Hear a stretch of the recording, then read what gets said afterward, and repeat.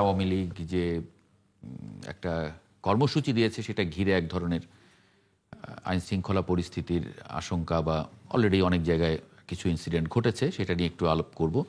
এরই মধ্যে এনসিপির অফিসের সামনে বোধহয় ককটেল বিস্ফোরণ হয়েছে, সেটা নিয়েও একটু জানবো আপনার কাছ থেকে। একটি খবর, 13 নভেম্বর ঘিরে সতর্ক পুলিশ, মাঠে থাকছে সেনাবাহিনী। আজকেও অনেকগুলো ইনসিডেন্ট ঘটেছে, অনেক জায়গায় বাসে আগুন দেওয়া হয়েছে, কয়েকটি জায়গায় ককটেল বিস্ফোরণ হয়েছে, সকালে এবং রাতেও হয়েছে, বিশেষ করে এনসিপির কার্যালয়ের সামনে হয়েছে। ইমরান ইমন যদি 1 মিনিটে একটু ছোট্ট মন্তব্য করেন এই বিষয়ে, তারপরে আমি বাকি অতিথিদের কাছে, যেহেতু সময় কম আছে, সবাইকে আমি একটু সময় দিতে চাই। মূলত বিগত স্বৈরাচার তারা তো দেশকে অস্থিতিশীল করার চেষ্টা করে যাচ্ছে সামগ্রিকভাবেই। আর 13 তারিখে তারা যে সকল কর্মপরিকল্পনা বলছে বা ঘোষণা করছে, বাস্তবিক তারা কিছু করতে পারবে না, এটা খুবই স্পষ্ট। কারণ বাংলাদেশের মানুষ তাদের প্রত্যাখ্যান করেছে। আর তারা যদি মাঠে নামার চেষ্টা করে, সাধারণ মানুষ তাদেরকে প্রতিহত করবে। মানে খুবই সাধারণভাবে আমরা গত কয়েকদিন ধরে তাদের নানা রকমের অপতৎপরতা ইতিমধ্যে লক্ষ্য করেছি। আমরা খুবই ক্লিয়ারলি দেখতে পাচ্ছি বাংলাদেশে আওয়ামী লীগের রাজনীতির কোনো ভবিষ্যৎ নাই, তাদের কোনো স্পষ্ট অবস্থান বাংলাদেশে নাই। বাংলাদেশের মানুষ তাদেরকে রাস্তাঘাটে প্রতিহত করবে, তারা রাস্তায় নামলে এটা বাংলাদেশের মানুষকে অ্যালাউ করবে না। আজকে তারা নানাভাবে বিভিন্ন জায়গায় সহিংসতা করার চেষ্টা করেছে। আসলে তারা তো পূর্বেও যে স্বৈরাচারী কায়দায় বাংলাদেশকে পরিচালিত করেছে, বাংলাদেশে এখানে খুন জখম হত্যা লুণ্ঠন পাচার এইটাই তাদের রাজনীতি ছিল। আজকে তারা পতিত হওয়ার পরেও বাংলাদেশকে নিয়ে নতুন নানা রকমের ষড়যন্ত্রের মধ্যে লিপ্ত আছে। জি। আজকে প্রায় 11টার বা কাছাকাছি সময়ে, হয়তো বা 10-15 মিনিট আগে পরে এরকম হতে পারে, এই সময় আমি তখন কার্যালয়ে ছিলাম। আমাদের কার্যালয়ের সামনে ককটেল বিস্ফোরণ করা হয়েছে। তো এর মধ্যে একজনকে আটক করা গেছে, যারা ককটেল বিস্ফোরণ করছিল, জি। যে মারতে এসেছিল, এরকম একজনকে আটক করা হয়েছে। তো আমি যাই হোক আপনাদের এই এখানে যুক্ত হওয়ার জন্য আমাকে একটু ওখান থেকে চলে আসতে হয়েছে। যে পুলিশ পরিচয় পেয়েছে কিনা, পুলিশ, মানে? না, এটাই এখনো পর্যন্ত এটা জানার সুযোগ পাই নাই। এই আচ্ছা, আপনাদের আচ্ছা। প্রোগ্রামে যুক্ত হলাম, কিন্তু সেখানে পুলিশ উপস্থিত হয়ে তাকে পুলিশের কাছে দেওয়ার প্রস্তুতি চলছিল। এরকম মোমেন্ট আমি চলে এসেছি, যার ফলে আমি আপনাকে আপডেটটা দিতে পারছি না। জি। কিন্তু একজনকে আটক করা হয়েছে এবং তাকে আইন শৃঙ্খলা রক্ষাকারী বাহিনীর কাছে সোপর্দ করা হয়েছে। আশরাফ আলী আকন। আশরাফ আলী আকন। জি জি,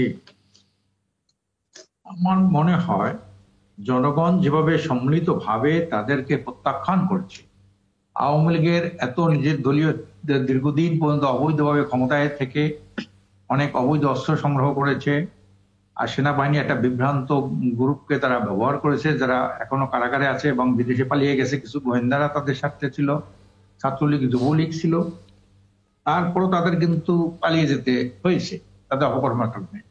এত শক্তি থাকার পরেও তাদের পালাতে হয়েছে। এখন তো তাদের কিছুই নেই। এখন এই যেটা তারা করতেছে, একটা অস্থিতিশীল পরিবেশ, একটা ভীতি আতঙ্ক। যেমন অনেকে বলে বিমানের মধ্যে বোমা আছে, এই নিয়ে বিমান বন্ধ হতে পারে কিছুদিন, কিন্তু এটা আসলে আসলে দেখা গেল কিছুই না। আওয়ামী লীগ যেটা করতে চায় আসলে এটা এটা এই দেশের মানুষ আর কখনো মেনে নেবে না। আওয়ামী লীগ এদেশে একটা অপ্রাসঙ্গিক দল হয়ে গেছে, এই নাম আর এই দেশের মানুষ আর নেবে না। জি। এবং তারা আবার এই দেশে ক্ষমতায় আসবে, এটা এই দেশের মানুষ কখনোই মেনে নেবে না। হাবিবুর রহমান। এই ব্যাপারে আওয়ামী লীগের ব্যাপারে হয়তো বিএনপির ভাইদের একটু নতুন দরদ হইতে পারে, বিএনপি তাদের পাশে থাকবে, কিন্তু যারা স্বৈরাচার বিরোধী, ফ্যাসিস্ট বিরোধী, দেশপ্রেমিক, তারা কিন্তু ঐক্যবদ্ধ ভাবে আওয়ামী লীগের তৎপরতাকে তারা কিন্তু মোকাবেলা করবেই করবে। হাবিবুর রহমান হাবিব। আমি একটু স্পষ্ট ভাবেই বলতে চাই যে আমাদের ভিতরে যে অনৈক্যের সুর, একজন আরেকজনের বিরুদ্ধে যে ভাষায় কথা বলি, তাতে আওয়ামী লীগের ফিরে আসা খুব বেশি সময়ের ব্যাপার মাত্র। তার কারণ আওয়ামী লীগ এর আগে 1975 সাল পর্যন্ত অনেক মানুষকে হত্যা করেছিল, একদলীয় শাসন ব্যবস্থায় কায়েম করেছিল, দুর্ভিক্ষে মানুষ মারা গিয়েছিল। তারপর কিন্তু 21 বছর পরে রাষ্ট্রীয় ক্ষমতা ফিরে এসেছিল। এখন আমাদের মধ্যে যে অনৈক্য, এই অনৈক্যের কারণে আওয়ামী লীগের এখনো প্রশাসনের ভিতরে প্রত্যেকটি স্তরে তাদের লোক সাজানো আছে। আমাদের অনৈক্যটা আর একটু বাড়লে আওয়ামী লীগ দৃশ্যমান হয়ে যাবে। এনসিপি অফিসের সামনে আজকে বোমা ফাটিয়েছে, কালকে আখন এরকম ফুটাবে, পরশু দিন বিএনপি অফিসের সামনে ফুটাবে, তারপরে আরেক জায়গায় ফুটাবে। তার কারণ তাদের তো লোক আছে।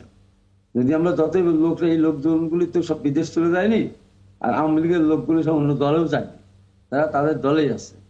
আর আমার এখন ভাই বিএনপিকে ইঙ্গিত করে যে কথাটা বললেন, তাকে বলতে চাই আমাদের যত লোক আহত হয়েছে, নিহত, শহীদ হয়েছে, যেখানে আমরা ছিলাম, অত্যাচার, বাড়িঘর ভাঙচুর হয়েছে, এলাকা চালা হয়েছে, আর কোন দলকে তার কাছাকাছি তার 100 ভাগের 1 ভাগ না, তাও তার অত্যাচার হয়নি। আমরা কোনোভাবেই আওয়ামী লীগকে মাথায় করে নিয়ে, ফখরুল আলমগীর যে বক্তব্য দিয়েছেন, বক্তব্যের ক্ষেত্রে হয়তোবা উনি বলেছেন যে সমস্ত নিরীহ তারা, আওয়ামী লীগ করা তো দোষের ছিল না।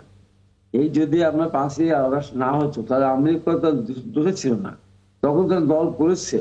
হয়তো এলাকায় তাদের বিরুদ্ধে কোনো অভিযোগ নেই, সাধারণ কর্মী সমস্ত তাদের বিষয়ে হয়তো ইঙ্গিত করেছেন, কিন্তু ওইটা ওই আপনার 2018 সাল নির্বাচনের মধ্যে হয়েছে।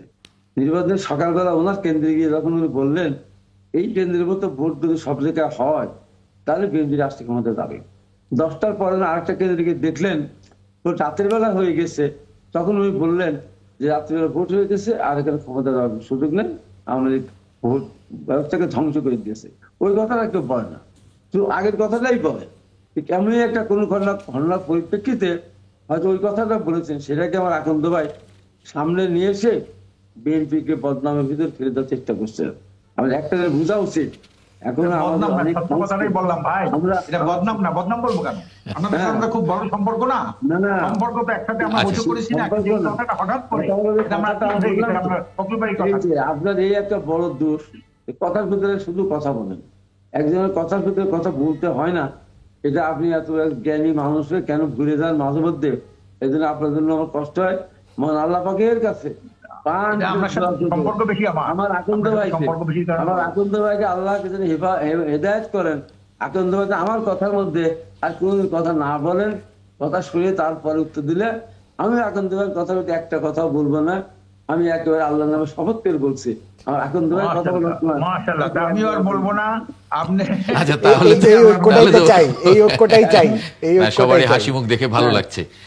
জি জি, ভালো আমাদের লাগছে। ঐক্যবদ্ধ থাকতে হবে, এখন পর্যন্ত আমরা বিপদের মধ্যে আছি, সবাই বিপদের মধ্যে যে আছে, অপূর্ব জাহাঙ্গীর সরকার আছে, আমরা যে সবাই আছে, আমাদের ঐক্যবদ্ধ থাকার মধ্য দিয়ে আগামী দিনে একটা সত্যি নির্বাচন হোক। আপনি যেটা চেয়েছিলেন, আমি ওনার কথা ইন্টারাপ্ট করতে চাচ্ছি না, উনি না ঠিক আছে, আপনি যেটা না, চেয়েছিলেন হাবিব ভাই যেটা বললো এটা একদম ঠিক, এই ঐক্যটা বজায় রাখতে হবে। এবং আমি এক্সপেক্টও করি যে অ্যাজ আ বড় রাজনৈতিক দল বিএনপি ওই ঐক্যটা বজানোর জন্য একটা বড় ভূমিকা পালন করবে সরকারের পাশাপাশি, এটাও আমি এক্সপেক্ট করি। দেখেন, ইন টার্মস অফ আওয়ামী লীগের আজকে যা যা ইয়ে হলো, আমার সামনে 3টি দলের প্রতিনিধি আছেন। আমি এই চ্যানেল ইউজ করেই, যেহেতু এই চ্যানেলটারও একটা ইতিহাস আছে, এটা লাস্ট সেটা ইয়ে করেই মনে হয়, এই চ্যানেলে আমি বলতে চাই এই রাজনৈতিক দলগুলোর পেশেন্সটা টেস্ট করা আওয়ামী লীগের উচিত হবে না, এবং সাথে সাথে অন্তর্বর্তীকালীন সরকার এবং প্রফেসর ইউনূসের পেশেন্সও টেস্ট করা উচিত হবে না, আদারওয়াইজ wrath will come। দেখেন, অনেকেই বলে হয়তো আওয়ামী লীগের প্রতি আমরা, অনেকেই কমপ্লেন করে যে আমরা উই ওয়ার টু সফট, তাই না? অন্তর্বর্তীকালীন সরকারের প্রথম দিকে তো ইয়ে ছিল যে আপনার উচিত ছিল সব যারা যারা আওয়ামী লীগ করতো সবাইকে করে, অনেক করা হয়নি, অনেক আমি মানলাম। So don't test us, okay, if you want to test us then it's gonna be hell, so এটা না হয় বেটার আর কি। আমরা এই আলোচনাটা এখানেই শেষ করব। অনেক ধন্যবাদ